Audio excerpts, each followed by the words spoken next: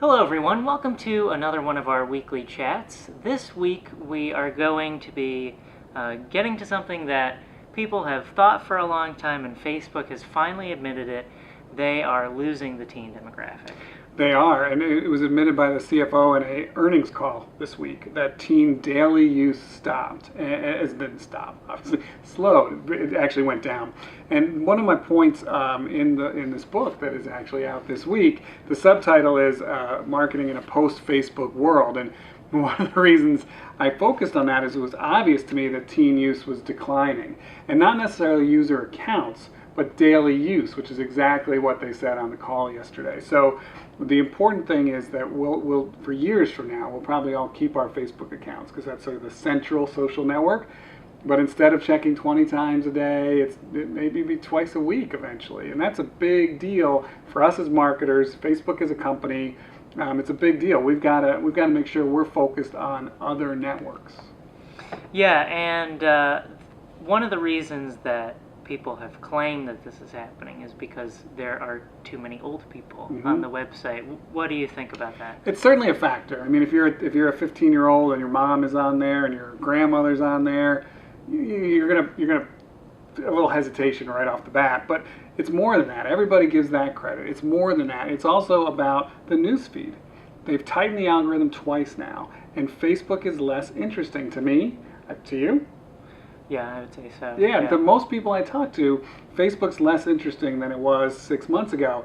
The newness has worn off, sure, that's part of it, but the content's not that interesting. Twitter's streaming by, Instagram's streaming by.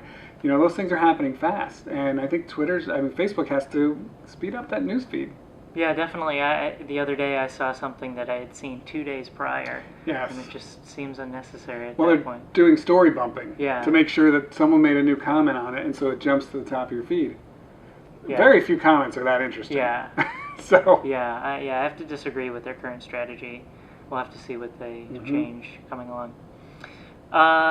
The other thing that we want to talk about, other than your book, which is wonderful. Thank you. No problem. Is images are now going to be a big part of Twitter. Yeah, as of Tuesday, imagery, you put up a picture on Twitter and you don't have to click on it anymore. It shows right in the stream, which is very newsfeed-like. So we talk about Facebook's problem, and then we turn around and Twitter's, in some ways, emulating Facebook. So not only photos, but videos, Vine videos and YouTube videos will show a frame, and then you can click to play. So that affects marketers in two ways. Our organic content becomes more image-centric, like it already has been on Facebook and Instagram.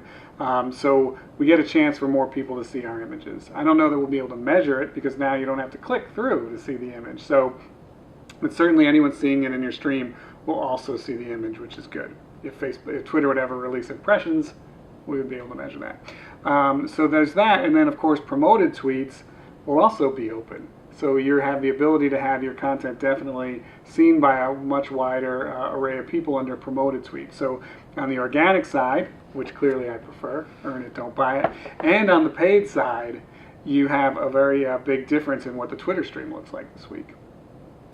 Yeah, well, I'm all in favor of big visuals in my social media. I just think it makes it a lot more interesting and much more fun to engage with. It does, and the stream, you can get much more out of it in a shorter period of time, and we're all content snacking, so that's important.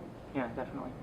All right, well, that does it for this week. The book is finally out, A Labor of Love, no doubt. Labor of Love. You can find out more info at earnitdon'tbuyit.com, which I will put up right about here on my computer.